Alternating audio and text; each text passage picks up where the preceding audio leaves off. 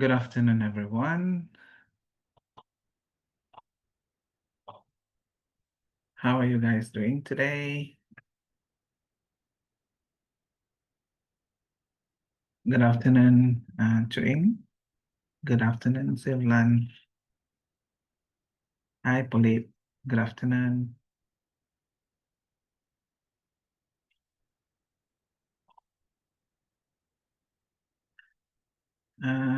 Samang, good afternoon to you. Bolek, good afternoon. Okay, good afternoon, everyone. JD, good afternoon. Thank you for attending our class today. Vaughn, good afternoon. Ravi, good afternoon. Thank you for attending our class today. And we shall continue with our lesson. Hi, Chamrun, good afternoon. Batai, good afternoon. Panasak, good afternoon. Drabe, good afternoon. Hi, Sotilep, good afternoon. Okay. Okay, I hope you guys are doing great. Ratana, good afternoon. Okay, so we want to continue, yeah? Hi, Lion, good afternoon. So we need to get into the part that we have solved the other day. Hi, Sokni, good afternoon. Okay. Okay, now we want to take a look at what is AIS and how it falls within the ambit of, cloud computing and cloud accounting. So basically, I think like we described before, cloud computing is the big umbrella, and then underneath this big umbrella, we have many functions. So accounting is one of the functions that we may want to use technology that is based on cloud to perform, business transactions, and also to record transactions so that you can generate reliable reports. Now, let's take a look at, these AIS, which forms and has close relationship with cloud computing, which host the cloud accounting. So I think nowadays, if we're talking about accounting information system, cloud accounting is a newer version of AIS. So AIS is just a concept, general one, for you to understand the use of technology to perform some accounting functions, including recording and communicating financial statements through the use of advanced technologies, advanced system. So we're going to take a look at this definition of AIS so that you will understand why do we need to study AIS as long in line with the accounting software. So AIS basically refers to the activity that system or technology to collect and store data about the organization's business activities and transactions efficiently and effectively. So that's basically what AIS is doing. And the reason why we engage AIS, among others, is to provide useful information for decision making. So we've been using accounting information, that we generate from the platform of accounting, for quite some time. So this is mainly talking about how you use technology to disseminate information that people can rely on, and then they make decisions. For example, if I want to allow my managers to look at the accounting information, and from that accounting information, he can decide whether to invest in a project or not, whether to set the price of this product at this rate or not. So that will all depend on what information do I have at my disposal. So AIS can help by giving us insights through information, through reports provided, so that we can make those decisions. Yeah. And definitely we use AIS to provide adequate controls to ensure that data are recorded and processed accurately. Guys, we need AIS, right? Even small companies need AIS, but what about the big ones? So big ones even, you know, uh, um, desperate, in desperate need to have AIS because they have massive transactions. Every day they have thousands of transactions that they have to record. So can you imagine if they have thousands and they have limited number of accountants?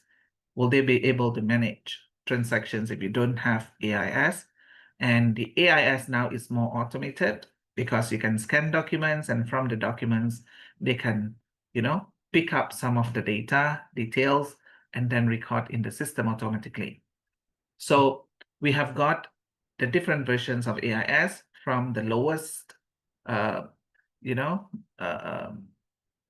technology infused system to the very high-tech information system infused. So I think nowadays it's just up to you. If you have budget, you can afford, to invest in accounting information system, then you can go for AIS that has all the cloud facilities and then can do analytics, can capture a lot of information and then do the predictive and things like that. So we have different versions of AIS at the moment, but these are the basic, features and also objectives of AIS. If you take a look at this particular diagram, then you will understand that the flow of accounting information, to be transforming the data to information will be something like this. So you will be having data or details about every transaction.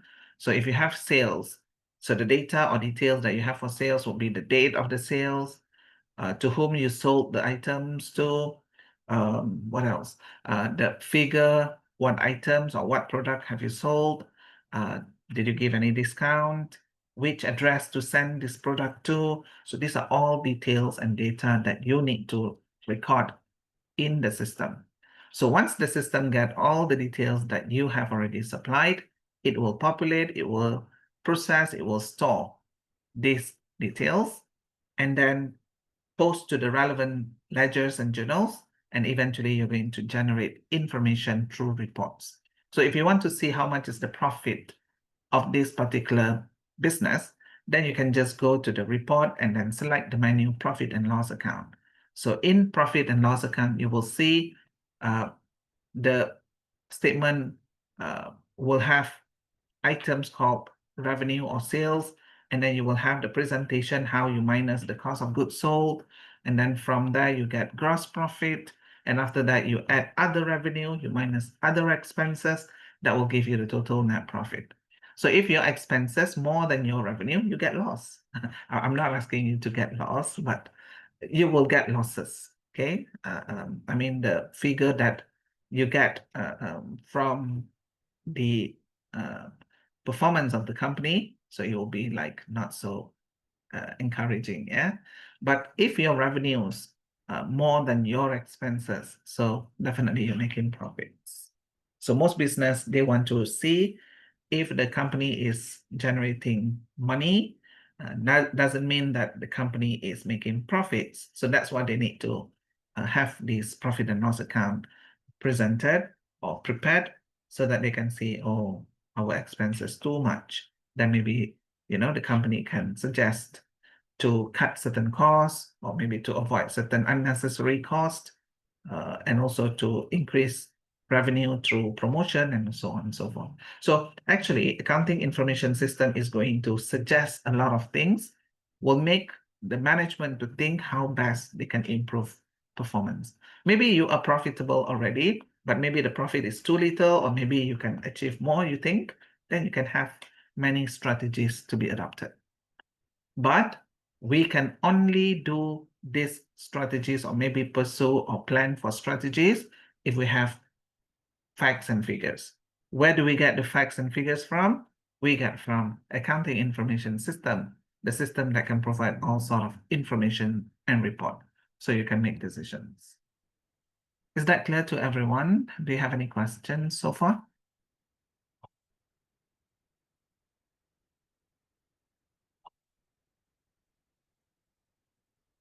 All good, yeah? Okay, great. Now, we've been learning about AIS in the past short semester, and then now we are learning accounting software. So what's the difference? How they are related? So you might be asking this question, right? For AIS, I think we are very clear. You've gone through that course. So it provides foundation of things that you need to know in AIS. For example, you need to know what is data, what is information, how are they different, and what sort of internal control that you need to familiar yourself with in order to understand what sort of control can your system provide, and also how people conduct their day-to-day activities through by using the system. So there must be like guidelines and what people in the business should be doing. For example, you cannot have one person to do all things. We have to practice segregation of duties. So the reason is because you don't want one person to manipulate without other people realizing it. So at least if you have many people doing different jobs, if someone is making mistakes, then it can be detected. Or if someone is having some, uh, you know, plan to commit fraud, then, someone else can have a check and balance. So these are very important, yeah, in accounting world. So I think it provides a lot of insights with regard to what businesses are practicing out there. What would be the thing that we need to equip ourselves before we join the profession? So you as accountant, auditors, and tax agents, yeah. Later on, I hope that you will become one of them, or business owners. So you should know how to manage accounting information system, because regardless whatever you want to become, you are one of the recipients, you are one of the users of accounting information. So you need to know how this accounting information is generated, from which source, and is it reliable, and things like that. So if you get to understand AIS, then perhaps you will have more information and more insights to make, so that your decision will be much driven and informed. And basically for AIS, I think the course provides a general overview of the use of technologies to make or support decision with their broad applications in business. Okay, so we learn a lot of theories. Basically, we learn new things.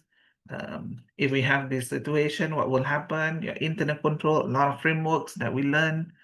So that can be quite different from what you're going to experience this semester, because now we are making you, or we are allowing you to be exposed to how system is being used.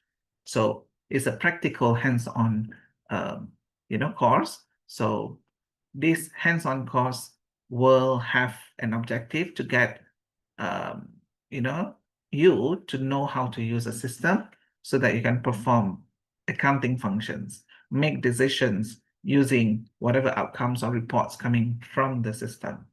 So different organizations may use different software, but in this course, we ask you, or we expose you to only QuickBooks, not because that's the best, but because at least you know how to operate a system in which you're going to have good understanding, and you will, make it as a turning point, or perhaps the benchmark for you to learn other software applications.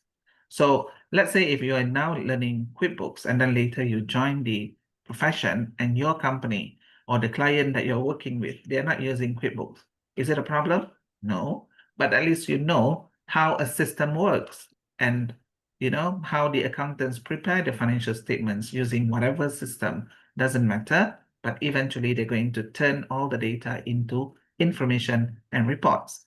So if you learn or you go to a company after you finish your study and then you are experiencing another software, so you just need to learn how that software works. And believe me, that software is going to have some resemblance and also some kind of repetition of what we did or we do in QuickBooks. Okay, so it won't be too much of difference, but I would suggest that once you get to know the manual, and you will see that things are quite similar between QuickBooks and what you're going to learn later on. Right? So you just need to know and open up your mind that different system might have different focus, or perhaps the layout might be different. If in QuickBooks you go to this menu, and perhaps in another system you go to another menu, but we'll do the same function. So it's just that you need to bear in mind. And for our focus, like I said, we are going to have like hands-on, and we're going to only look at QuickBooks because we cannot afford to teach you SAP. We cannot afford to teach you Oracle. We cannot afford to teach you how to use MYOB, the Mr. Accounting. Those, some of the, what we call accounting software, I am one of the trainers, and I know there are good and bad points for each software, but eventually you will realize that they are all, do the same thing. They just turn all the data into information on reports. That's what accountants want the system to do. And learning this can be very fun because I believe that you're going to have hands-on experience. You're going to click this, you're going to see if I enter the data into this system, what will happen to the reports? And you will eventually take a look at the reports and you will see, oh, this is how an accountant should work. You'll feel proud later on. Okay, so that's what we want to focus on. And since QuickBooks has 3 different packages, but for our focus, we're going to only look at one package. So the package is called QuickBooks Online Plus. So we have Simple Start, we have Essentials, but we're not going to use them because they're very basic. I know that my students are more advanced than Simple Start and Essentials, but actually the reason why we choose Plus is because it allows us to record transactions, but in others, they just, able to view. Perhaps you can do a little bit of data entry, but you cannot do a lot of other things. But for Plus, we can do all things we need to, undertake or do to become a good accountant to prepare financial statements for the company. Oh, sorry. I need to also explain to you about this. When we deal with QuickBooks, there will be like 2 parts, right? The first part, we're going to learn about service company. The second part, we're going to learn how to record transactions for inventory or trading inventory company. So their approaches can be different, but in terms of the preparation, the planning, the setup of QuickBooks are all the same. It's just that the company with inventory, you need to do a little bit of setup for the inventory. Okay, you need to know what is the selling price, what is the buying price, and also what method of inventory that you're using and things like that. But we will get into that part when we reach the stage that we are going to record transactions for inventory trading inventory company. Okay, so for QuickBook Plus, it can serve service company, it can serve trading inventory company, and also it can serve manufacturing company. So do you have any question?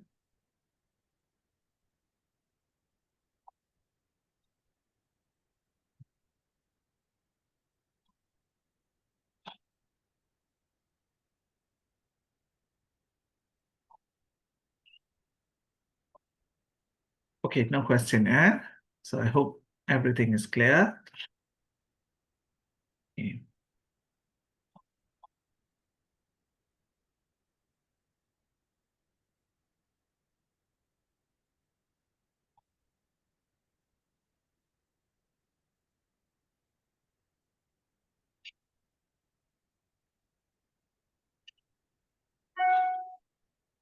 Okay, and Karen ask, is there any problem when it comes to security issues with these types of accounting software? Is there any problem when it comes to security issues? So you are asking if this software has got security issues? It depends. I think for some software like SAP, very well established, um, we don't really see and hear lots of issues with regard to security, for SAP, because uh, uh, the design is very, very solid, and also it has been used by many giant companies throughout the world. So I think if there are some issues that might have or arisen, uh, normally they will have technical team to deal with the issue. So we don't have any prolonged issues with regard to the use of SAP so far, but perhaps other software, especially those software that you develop yourself, especially when the experts are unknown. Maybe you use your own internal experts, then perhaps there might be some issues with, uh, security. The internal control might not be so strong, and it allows, hackers to get into the system and then manipulate or try to abuse, some of the records that we have. Like I said, QuickBooks also is a very reliable. A lot of small, medium companies used it. So I don't see much of the issue with regard to the security, but I cannot be 100% sure. And also, I can guarantee everything will be fine if you use it. No, I cannot say that, because we have hackers. Hackers, you have to understand, their nature is to attack, to launch some kind of, uh, uh, virus, uh, try to threaten, the network or the database of rivals, so that when that is affected, or when there is something wrong with the server, when there is something wrong with the network, then they can beat, they can achieve something for themselves. So maybe you will be struggling to fix things, but they don't have to do it because they're the one launching this problem. So they can just move forward and then do normal business, but you will be affected in terms of business. Maybe if your network is not stable, or maybe your system is affected by the attack, then you will be busy fixing the problems, and perhaps customers cannot reach you out. You cannot use the system to also contact your suppliers, and your operations might be affected. So I think security can still be an issue if there are attacks from people inside or outside. Sometimes we get sabotage, we have the situation, employees are not happy with the company, maybe because the pay is too low, or maybe what they demand cannot be entertained, or they cannot get what they want. So perhaps they can also rebel and do something that is beyond imagination. So I would say that security issues are possible, but it depends on the majority of the software that you're using, and also if it is used by the company, how well the company protects its own network. Many companies, they have like firewalls. I'm not sure whether you have heard firewalls, in which the company is going to buy certain software, and then it will install, and then it will make sure that if there is any intrusion, any kind or any signal, that someone is breaching into the network, then it will alert, and that can allow remedy or some actions to be taken much earlier. So I hope I answer your question, Karen. Yeah. But again, yeah, security is really a big issue, yeah, for many companies. Um, Even nowadays, when you use accounting information system or any system, you cannot guarantee that your information won't be shared. Sometimes we have this issue, privacy issue, confidentiality issue. People sell your data. Last time, I think I read somewhere, when we go to supermarket, we register for our loyalty card. We want to become a member of this particular supermarket or company. Then they have all the details, your date of birth, your address, your email address, and then, your income range and blah, blah, blah. So, if there is any insider trading happening, insider trading means people from that particular organization took your data and then sell to someone else in bulk. Normally, they will have plenty of customers and then they will be selling data of these customers to another company. Then perhaps, you might be trapped into this problem too. So a lot of things just need to be careful, especially if you are handling the accounts, because if people change the figure, you did not authorize certain transactions, but suddenly you get a message that you have authorized, then please report, do not keep silent, because that can be, an attack from hackers. Okay. Any other question, guys? But most of the time, companies, they have this antivirus, and then they try to protect their business data by engaging with experts. They do the backup, and then they do like maintenance. And normally, it's part of the package. If you buy accounting software like QuickBooks, then normally they will have, in their package that they will clean up your data. They will make sure that they provide technical support whenever you have problems, in using the software. Okay, guys, I think we are going to get into the new coverage, but I want this to be resumed when we come back from our break. So I always give break 10 minutes to my students because I read from research that, when you get a break, then your mind will be fresh.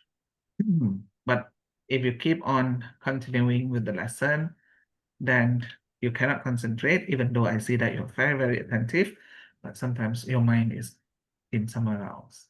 All right, so we'll take 10 minutes break and we'll come back after the break. Thank you.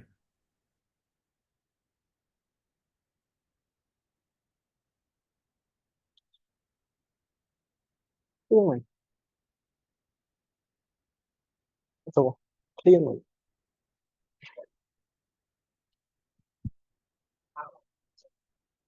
Ồ. À.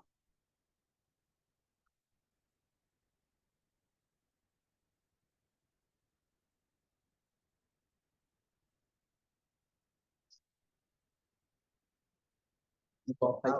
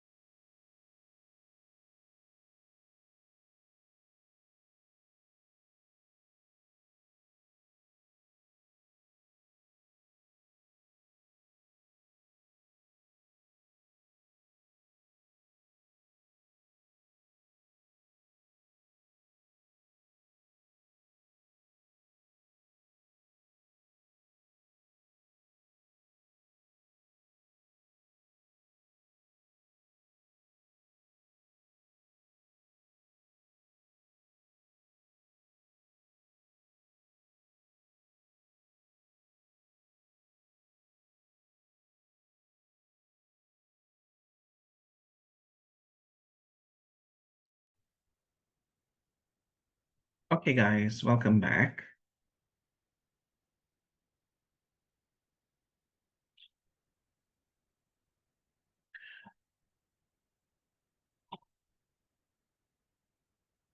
Okay, we want to continue looking through at what do we mean by cloud computing and cloud accounting. So today we're going to take a look at what they mean and how is it going to be, related to accounting information system and also accounting software. Okay. In every company, I think we've been exposed to the use of accounting software, to the lowest version to the highest version, depending on the need of the company. But nowadays, I think we need to acknowledge there are some development in the accounting software applications, because many companies, they're now shifting towards having cloud system because they want to have flexibility, it's more mobile, and you can access the system from any parts of the world at any time. So we want to look through what is cloud computing, because we can be hearing, oh, this one is cloud accounting, but we need to know the basic, because cloud accounting is, a part of cloud computing. So what do we mean by cloud computing? What are the benefits of having the cloud computing implemented in companies? And what will be the insights that we can gain from understanding this cloud computing? Okay, cloud computing is the delivery of computing services. So you have certain services and you want the users to have them, or to consider using them. For example, we will have servers, we will have storage, we will have databases, we will have networking, we will have software, we will have analytics, and also intelligence. These are the services provided by the computing or computer. So when we have these services, that will make us to be accessible to cloud computing or perhaps benefit from cloud computing. Whenever we claim that these services are part of the computing services, then we need to be mindful the cloud is related to the internet. So it has to be undertaken, it has to be delivered over the internet to offer faster innovation, flexible resources, and economies of scale. So this is what we mean by cloud computing. Yeah? You typically pay for cloud services you use, helping you lower your operating cost, because you can choose what you want, what you don't want. So you don't have to pay for those that you don't want. And you can also run your infrastructure more efficiently and scale as your business needs change. So cloud computing is giving flexibility to the company in terms of choosing what they want for their business, because we have some companies, they're quite advanced, they're very complicated, very big. So they might need more of the cloud computing services and facilities, then they can get more. But for those companies that only need the basic of cloud computing, for example, they just need to have one particular software to use to record transactions for the business. So they don't need to have more advanced things like servers, analytics and intelligence, because maybe, they don't have many stakeholders that demand those things. Then they can just go for the lower version. So actually, cloud computing will allow the users to pick and choose what they want, and then they normally are willing to pay for whatever services that they get from cloud computing, because it will facilitate the day-to-day business activities and it will improve their visibility, easy to make business with suppliers, with customers, with other stakeholders. So that's the beauty of having cloud computing. What are the benefits of cloud computing. So definitely we're talking about cost, about speed, global scale, productivity, performance, reliability, and security. But let's take a look at each and every one of these benefits. In terms of the cost, cloud computing eliminates the capital expense of buying hardware and software and setting up and running on-site data centers. So when we use cloud computing, you are going to subscribe. You're not going to develop your own. You're not going to use something that you're not familiar, or perhaps something that, might not be relevant to your business. You're only going to use those that are relevant, those that you are familiar to use and to benefit from. So it will save a lot of cost. So the racks of servers, the round-the-clock electricity of power, cooling, and the IT experts for managing the infrastructure all can be saved. Okay. So otherwise, if let's say you don't use cloud computing, you need to have your own servers. Servers is like your big box, okay, that you store data within your company building. Like 10, 20 years ago, we used to have that. Then, you tend to have the need to put this particular server in an exclusive room, and this room must be air conditioned. If you don't have air conditioner, then it can heat up and then can cause fire. So it will be running 24/7, or depending on the policy of the company. If the company is having it during office hour, then the server will be there for office hour, but normally you have to turn it on forever. You cannot turn off, because otherwise it will reboot and then some of the data might be gone, or perhaps, you don't have the ability to restore the data that are lost. Yeah. So normally, nowadays, many people don't opt to have this server anymore because it's so difficult. What happens if your company is caught on fire? So everything, the data that you have inside that server will just be gone. So we don't want to have that situation, and that's why people use and opt for cloud computing. The second is that you're going to benefit from cloud computing in terms of the speed. Most cloud computing services are provided self-service and on-demand. So even vast amounts of computing resources can be provisioned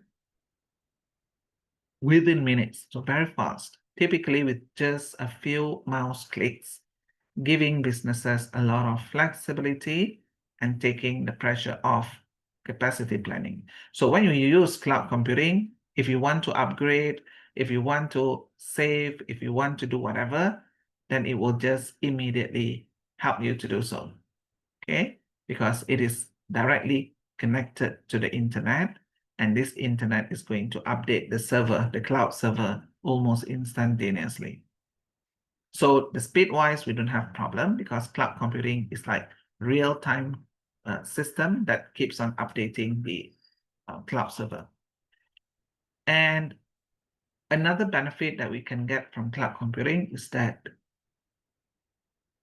global scale. Global scale is basically, highlighting, if your company has business presence in different parts of the world, then you can always get connected to each other. So the benefits of cloud computing service include the ability to scale elastically, so you can expand, to grow your business in any parts of the world. In cloud speak, that means delivering the right amount of IT resources. For example, more or less computing power, storage, bandwidth, right when they are needed, and from the right geographic location. So cloud computing can assist you to reach out to these geographic locations so that you can, get some kind of business growth, because you can reach out to those demanding your products or services. The next benefit will be productivity. On-site data centers typically require a lot of racking and stacking, hardware setup, software patching, and other time-consuming IT management chores. So Cloud computing removes the need for many of these, so IT teams can spend time on achieving more important business goals. So normally, when you have the cloud computing, who keeps the server? Not people from inside the business, but it's from the outside. So we will have one expert, okay, to maintain and also to look through, but we have to pay them through the subscription fee. So in terms of the productivity, you just pay and then you don't have to worry about maintaining the data, about making sure that there is no hacking, there is no, virus launching and so on. So you can focus on your work, and people who are in charge of the IT, then they can concentrate on developing the business further without giving much details about how the server is going to be managed.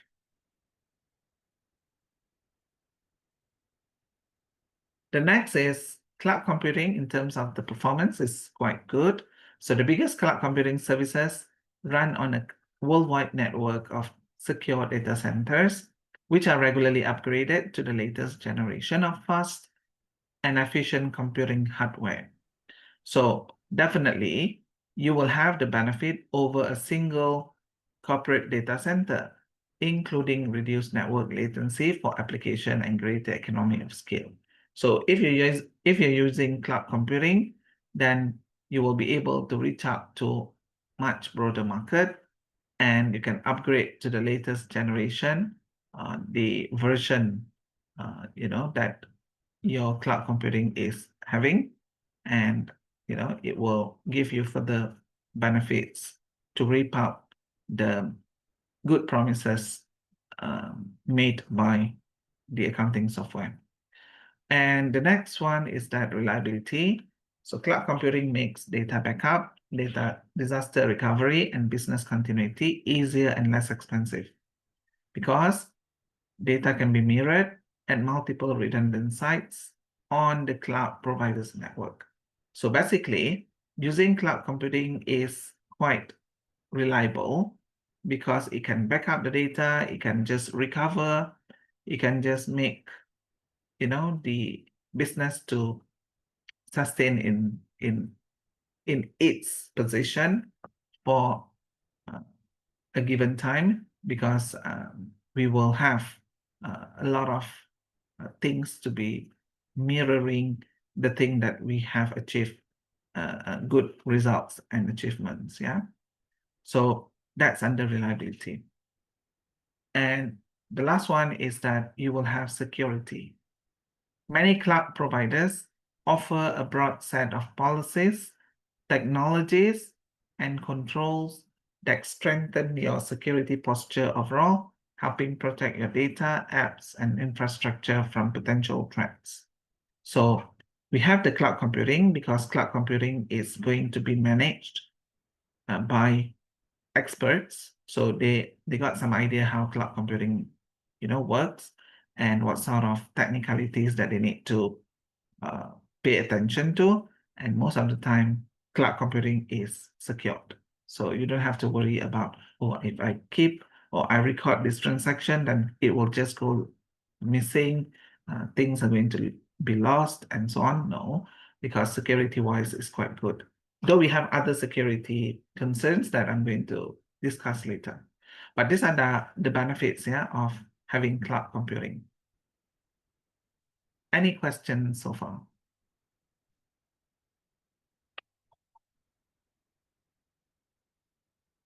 Okay, Samnang asks, in global scale, cloud computing can do the same as advertising the business, also by showing it with other company that use the same software.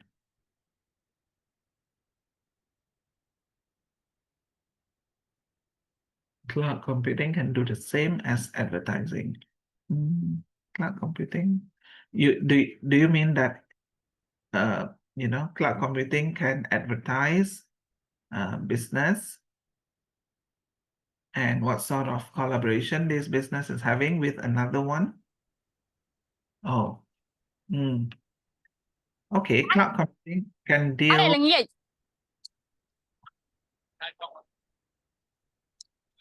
Tôi đang ngồi. Con Kun. Hi, Leah. You okay?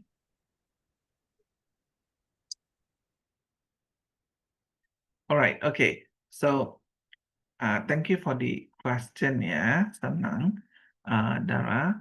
I think at a global scale, I think there are many benefits that you can reap. Advertising the business, I'm not so sure if the cloud computing can advertise some of the business products or services that it offers. But I think this one is more on how cloud computing is going to allow flexibility to the company in terms of updating the data, in terms of generating the reports from the system. Because now we're talking about flexibility, we're talking about mobile, we're talking about remote. So you don't have to be in your organization to access the system. It can be anywhere. That's why many people are now working from home. They're working for American companies, but they're not in America because cloud computing allows this, structure and also practice to happen. But I'm not sure if cloud computing can also be an advertisement or can advertise certain features of the company to the whole world. But I think this one is more on the use of cloud computing. I hope that answers your question, someone. You're most welcome. Any other question, guys?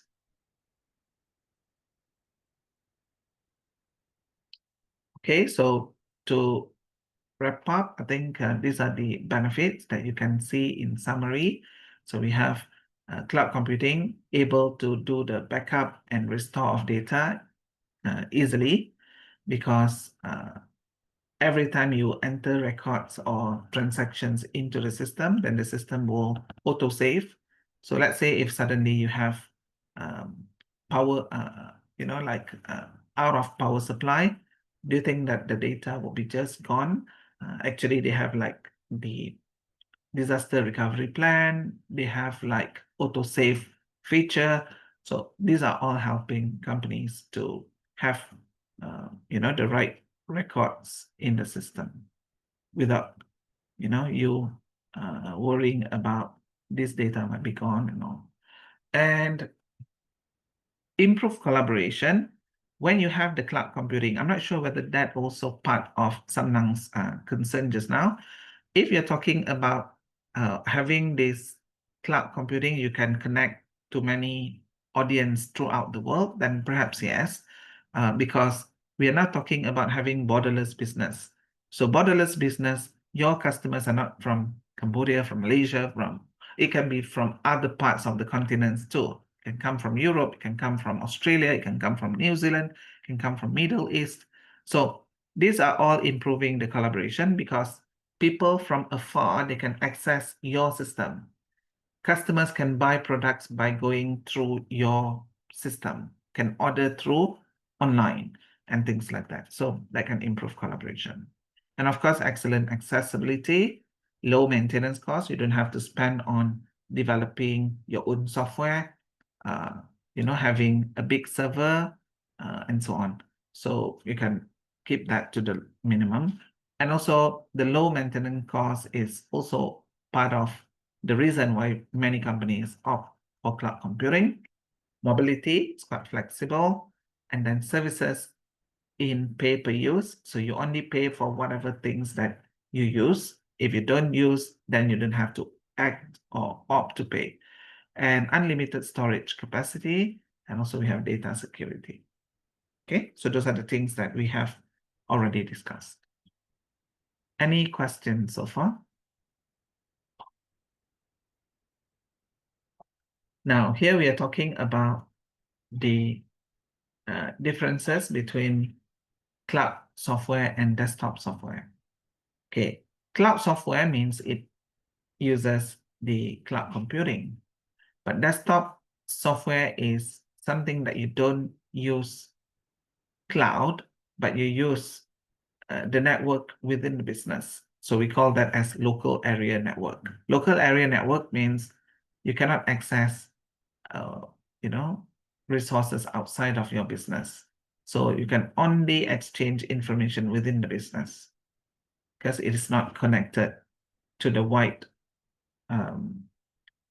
local area network, but it is more into the global, global.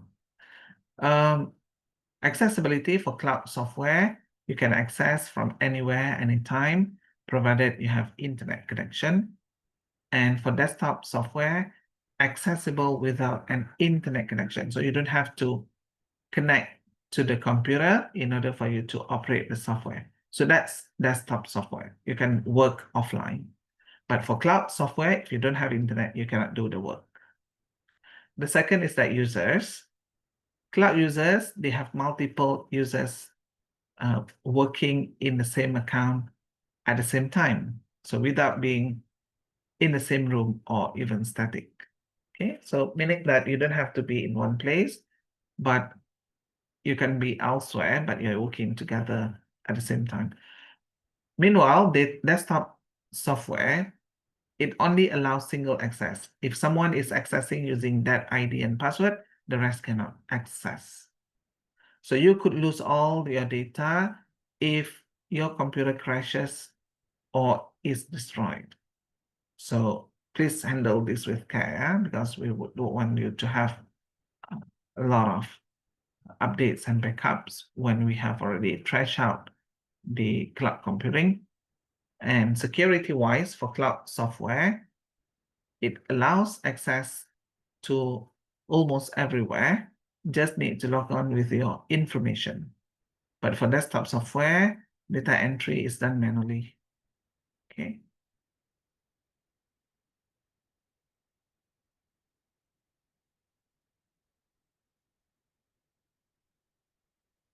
Okay. So I think security. Okay. Multiple layers of encryption. Sorry.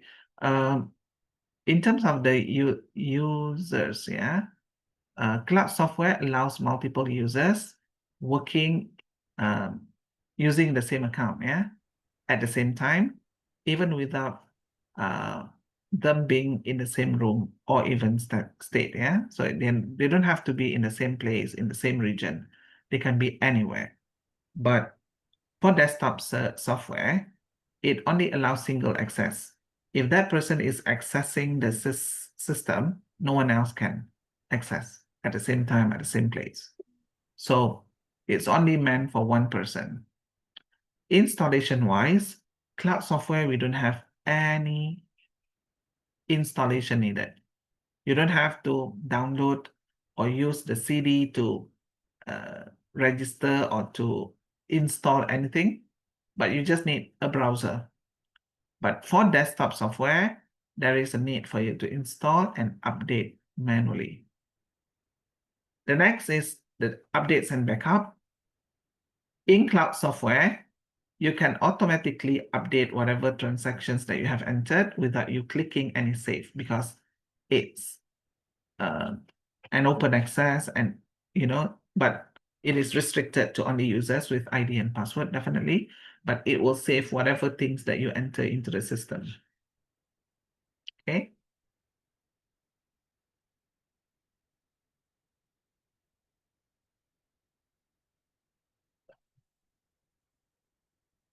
Meanwhile, for desktop software, the update is not happening automatically.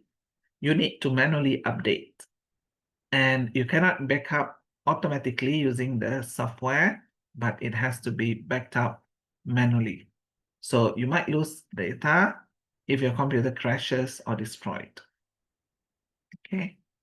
And in terms of the security, multiple layers of encryption to manage and maintain and protect your data. So that is consistently being tested and upgraded. So you don't have to worry, oh, my data is going to be missing. I don't have backup. I don't have security. No, because if you worry that someone else might enter into the system and then do some fraud, then there will be log. It will capture the name of the person who enters into this particular system, what data it updates and everything. So it has to be, logged. So every single thing will be in the log system. So you can check who enters this data, who deletes this data, who updates this data. So everything will be in the log system. Okay. For desktop software, the security can be set low, especially if you are connected to the internet. Okay, because your internet might be hacked. Cloud software allows access anywhere, anytime. So it's available for all people who have access to the system. Okay, those who have ID and password, they can access. And normally they can access anytime because it will be running 24/7. And for desktop software, you need to be on or at the computer that the software is installed on. If you are using your own laptop, your laptop is not having any installation for the software that you're using, then you cannot operate that particular thing. And then we have data entry. Cloud system will have data entry cut down. You don't have to record a lot of things because most of the time it will be automated, including the online banking. So it can be connected to online banking. Desktop version, you need to do everything manually. And in terms of the fee, cloud software, monthly fee, if you stop paying, you will no longer be able to access your account. So you have to pay every month. But for desktop software, you only pay once. And if you come back within the duration, then you can still access. Otherwise, you can't. Okay. So those will be the feed of cloud computing.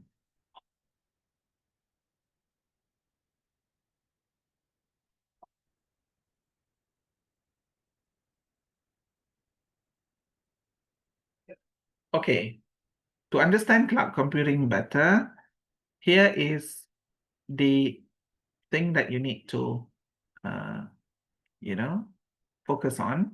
There are two types of cloud computing. One is based on deployment. Okay. The second is based on service model. So if you're talking about based on deployment,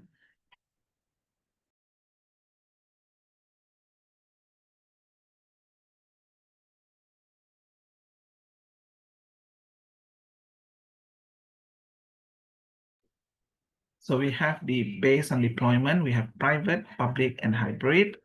So that will demarcate whether you need an exclusive cloud computing for your company or for yourself, or you can have a sharing cloud computing. Same like your Google Drive. There are some instances where your Google Drive can only be accessible exclusively by you. The rest cannot. And the same goes to the, public and all that. Hold on, yeah.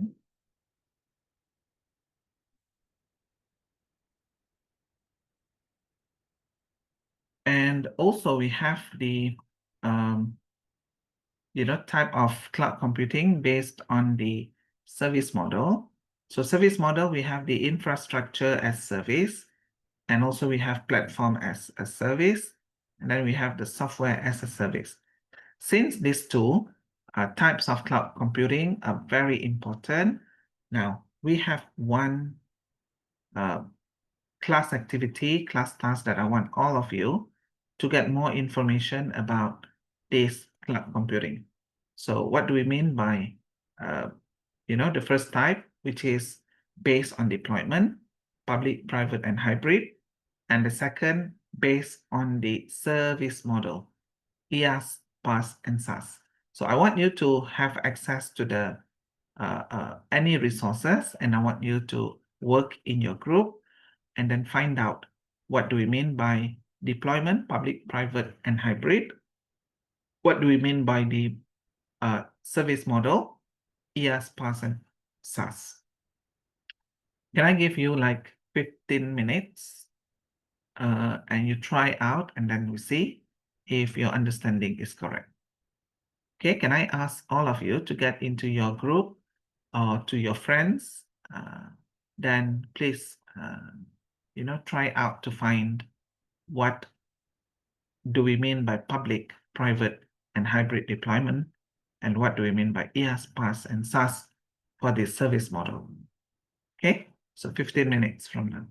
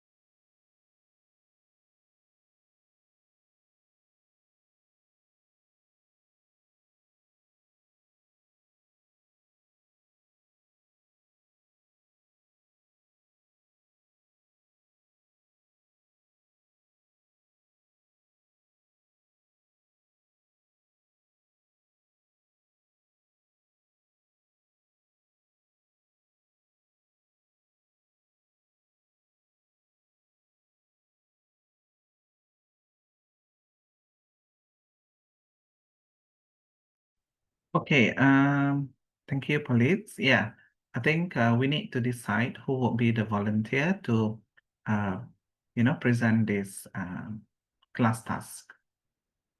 And I will ask the LSA to create one folder for you for the presenting groups to, submit the answer, and then we can share with other friends, yeah, after we discuss. Are you ready for presentation?